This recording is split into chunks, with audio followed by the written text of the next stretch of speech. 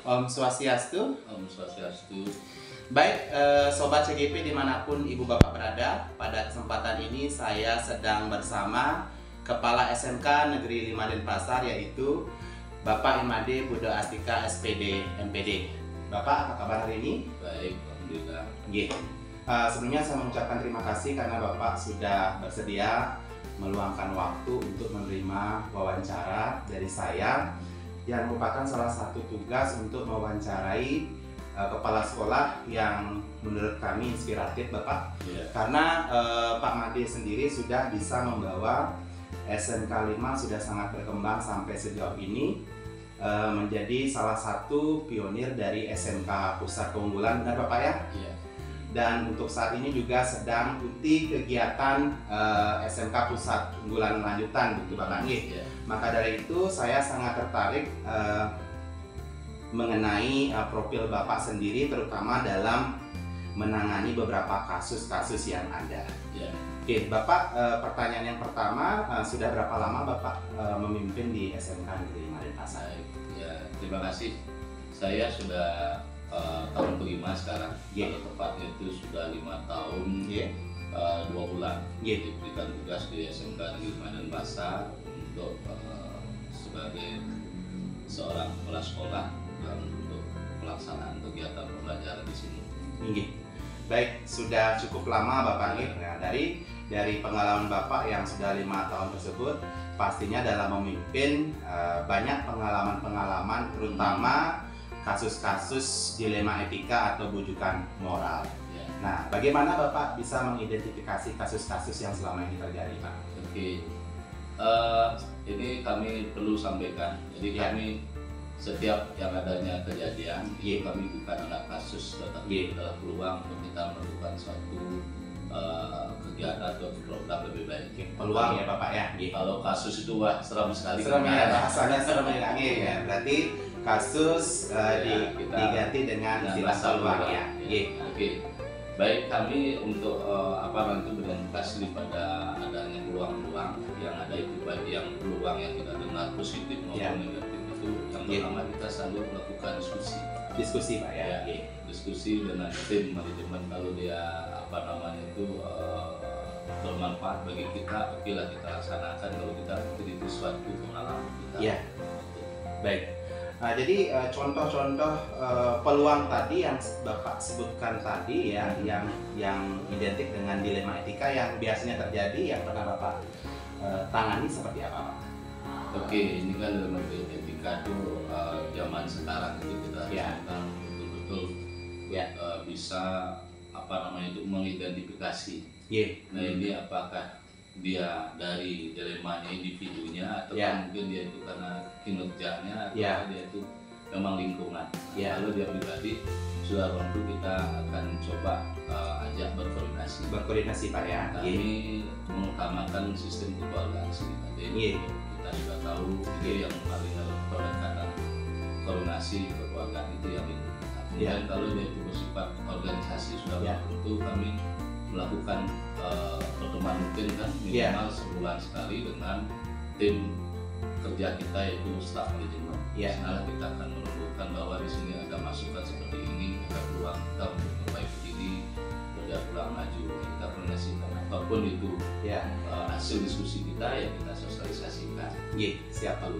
Nah, kemudian kita menetapkan prosedur minimal sebulan sekali ada pertemuan, ada peluang atau kaki kita yang membuat peluang.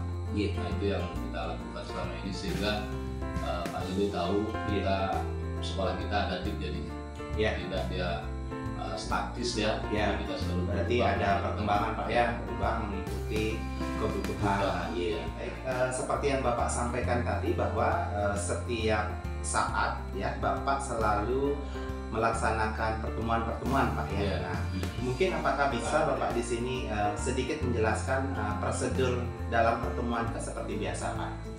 Seperti apa biasanya Pak? Oke, kita sudah menyampaikan pada staf manajemen terutama para wakil, data surat TU, ketua program itu minimal rutin kita lakukan sebulan sekali. Kalau urgensi ada masukan dan peluang pasti kita akan koordinasikan. Contoh umpamanya kita mendengar ada satu keluhan daripada orang tua, yaitu bagaimana kita membahasnya. Dan kita akan memberikan peluangnya itu untuk perbaikan kita ke depan, baik itu untuk guru, organisasi maupun program yang kita lakukan. Nah, kemudian hasilnya itu yang kita ajak berorganisasi di sekolah kita.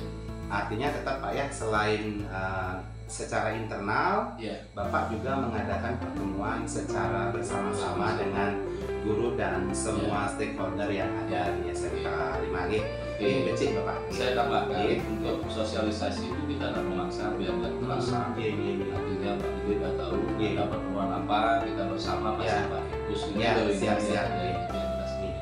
Artinya terkadang tidak memerlukan waktu khusus Pak, tapi Bapak memanfaatkan peluang-peluang pada saat pertemuan-pertemuan tertentu Pak.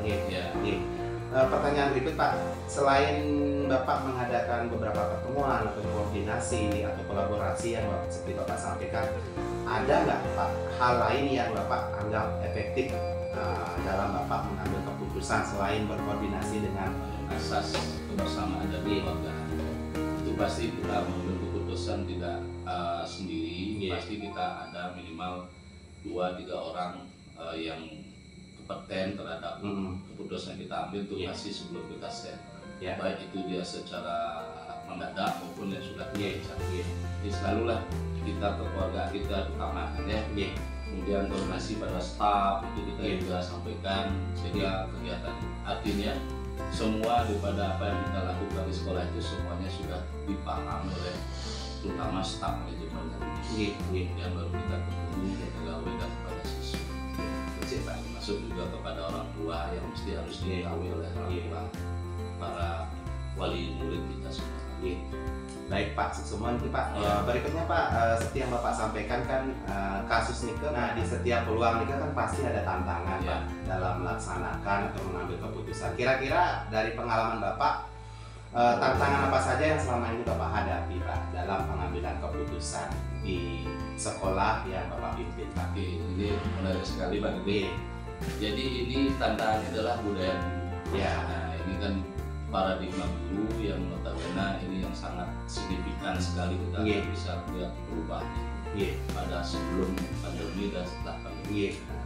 Yang pertama tadi itu memang kita mensosialisasikan, kemudian memaksa teman-teman untuk memanfaatkan IT pembelajaran itu kan di skala ini itu agak berat. Tetapi alami yang belajar kita bersama akhirnya semua ini ya Pak. Sekarang mau tidak mau jadi baik Pak. Ini juga menjadi tantangan. Itu apa? Sering terjadi informasi-informasi di luar yang membawa orang tua, utamanya itu program-program propaganda yang sekolah SMA dan SMK itu digratiskan oleh masyarakat. Mohon maaf, sekolah gratis Pak ya. Ini yang juga menjadi tantangan kita memberikan pemahaman. Memang pemerintah selalu berusaha akan memberikan yang terbaik, kemudian beringat ke masyarakat. Tapi apa daya kemampuan pada pemerintah belum sampai ke sana. Inilah yang menjadi tantangan kita ke depan, gimana bersama-sama untuk majukan sekolah, sumbangsi, support dan semuanya bukan tanda kutip masalah biaya saja, tapi semua program yang kita inginkan untuk berkoordinasi dengan masyarakat. Kecil Pak. Nah seperti ini mungkin ini mungkin masih berhubungan dengan soal yang tadi Pak ya, seperti yang Bapak sampaikan kan Bapak secara pribadi itu menjadwalkan koordinasi dengan staf maupun dengan guru Pak. Nah misalnya nih Pak, seandainya ada guru yang bermasalah, nah apakah Bapak mengumpulkan masalah-masalah yang terjadi atau mungkin penanganannya ada masalah langsung Bapak tangani Pak seperti itu? Apakah ada jadwal tertentu dalam menyelesaikan masalah sehingga apabila mungkin ada permasalahan yang dialami oleh guru seperti itu Pak? Ini Pak itu tergantung kepada peluang atau masalah yang ada. Kalau memang itu urgent sekali harus kita putuskan cepat, itu secepat mungkin kita akan berkoordinasi dengan yang bersangkutan. Ya ini kan istilahnya kalau dia pribadi jelas kita akan melakukan sampai. Contoh umpamanya ada sikap guru yang diberikan masukan oleh anak dan orang tua, itu pasti kami lakukan, tapi itu tidak akan mendadak, pasti kita lihat situasi kondisi orang tersebut atau guru atau pegawai tersebut. Sedangkan kalau yang bersifat umum ya kita cari waktu pada saat kita pertemuan, sehingga tidak terasa teman-teman yang artinya secara pribadi itu mengalami hal itu dia tidak merasa, tetapi diharapkan pada saat kami menyampaikan itu dia terketuk ya Pak ya, itu yang sampaikan atau kita lakukan ya. Berarti kalau yang simpulkan Bapak melihat dari urgensi ya Pak ya. Betul. Jadi kalau memang kasus tersebut harus segera ditangani, berarti Bapak menyempatkan waktu ya untuk menang. Kalau misalnya masih bisa ditolerir Pak, artinya Bapak tidak menyempatkan waktu tetapi menyelipkannya pada kesempatan tertentu. Iya Pak. Nah Niki ada pertanyaan Pak. Nah sebagai pemimpin kan Bapak tidak sendiri Pak dalam menyelesaikan segala keputusan yang Bapak istilahnya ambil begitu. Pastinya ada seseorang atau beberapa orang atau faktor-faktor yang selama ini membantu Bapak dalam mengambil keputusan. Mungkin bisa Bapak ceritakan Pak orang-orang ataupun elemen-elemen yang membantu Bapak dalam pengambilan keputusan. Saya mengambil keputusan itu pertama selalu kita melakukan pembicaraan secara terbuka.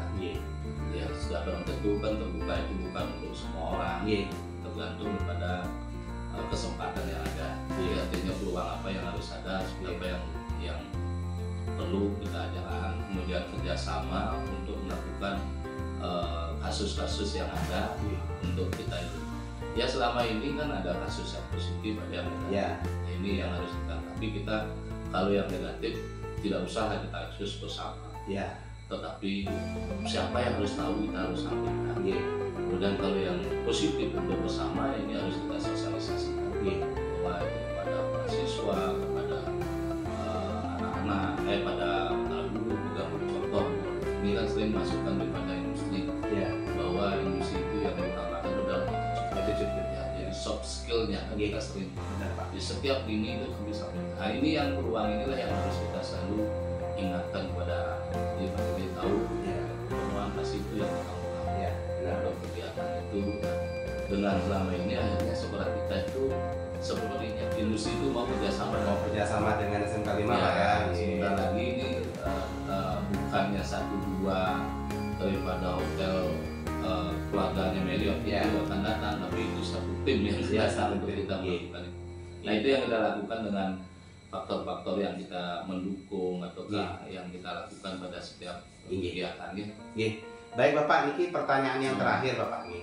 Dari prestasi-prestasi yang sudah Bapak raih selama hampir 5 tahun lebih Bapak mengabdi ya menjadi pemimpin yang hebat di SMK Negeri 5 Denpasar. Kira-kira apa pesan Bapak atau pembelajaran yang bisa Bapak berikan kepada pemimpin-pemimpin berikutnya Pak, terutama dalam proses pengambilan keputusan? Pesannya Bapak apa? Saya dengan 5 tahun ini sudah belum tentu ada beberapa yang sudah. Jadi saya kan mohon maaf datang dari keluarga teknologi, masuk ke pariwisata, masuk ke kesenian. 2 tahun saya mempelajari karakter daripada teman-teman, karakter siswa, karakter lembaga kita. Ternyata ya kita sudah temui, kita sudah lakukan sekarang dengan cara keterbukaan, dengan cara kita berpikir bersama dengan kebutuhan kita, sehingga teman-teman seperti sekarang itu apapun yang kita kerjakan baru kita tahu kita bisa tuntaskan dengan baik. Dengan walaupun tidak bisa kita mencapai prestasi semuanya, ternyata posisi sekolah kita itu seperti sekarang, yaitu seperti sekolah pusat keunggulan kali pertama, dan SOKPK pusat keunggulan Kemadani juga pertama, dan sampai saat sekarang kita dipercaya oleh pemerintah yang luar biasa dari pemerintah baik itu pusat maupun daerah.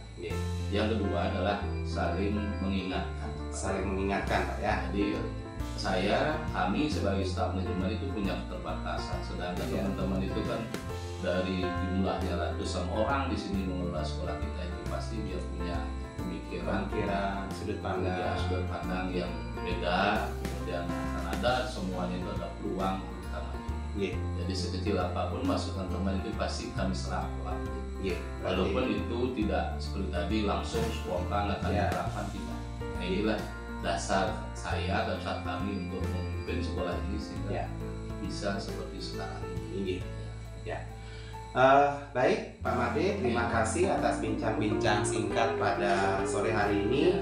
Jadi pada intinya intisari yang bisa setiap pemimpin pasti memiliki gayanya sendiri-sendiri dalam memimpin Pak Nge, karena pemimpin itu adalah seni. Memimpin itu adalah seni, dan seperti yang sampaikan bahwa di sini Pak Made berusaha untuk merangkul teman-teman, begitu Pak ya, dilihat dari cara pengambilan yang keputusan yang Bapak ambil selalu berkolaborasi dengan bawahan-bawahan yang Bapak pimpin. Kemudian yang kedua yang seperti Bapak sampaikan bahwa kita sebagai seorang pemimpin harus mampu menyerap aspirasi Pak ya, walaupun aspirasi tadi yang Bapak sampaikan tidak harus pada saat itu kita kita kabulkan, tetapi tetap akan menjadi prioritas di hari berikutnya seperti itu Pak ya. Dan yang terakhir bahwa kita menciptakan budaya baru Pak ya, di dalam kita memimpin, walaupun mungkin Bapak sangat optimis Pak ya, dan terbukti bahwa apa yang sudah Bapak rintis dari 5 tahun, 2 tahun Bapak berdua, ternyata hasilnya positif sudah Bapak buktikan saat ini, bahwa SMK 5 sudah menjadi sekolah pusat keunggulan yang pertama. Kemudian yang kedua, sekolah kita juga sering ditunjuk untuk turut serta dalam program-program strategis yang dilakukan pemerintah. Demikian Pak Made. Terima kasih atas kesempatan yang sudah diberikan Bapak, sudah mau berbagi dengan Tiang. Semoga apa yang Bapak sampaikan bisa kita jadikan sebagai inspirasi untuk terutama dalam proses pengambilan keputusan ke depannya. Oke, demikian wawancara kita pada sore hari ini dengan Bapak Imade Buddha Astika, SPD MPD, Kepala SMK. Semoga dapat memberikan inspirasi bagi kita semua, terutama calon para pemimpin muda ke depannya. Akhir kata, Titiang tutup antur para Santi. Om Santi Santi Santi Om.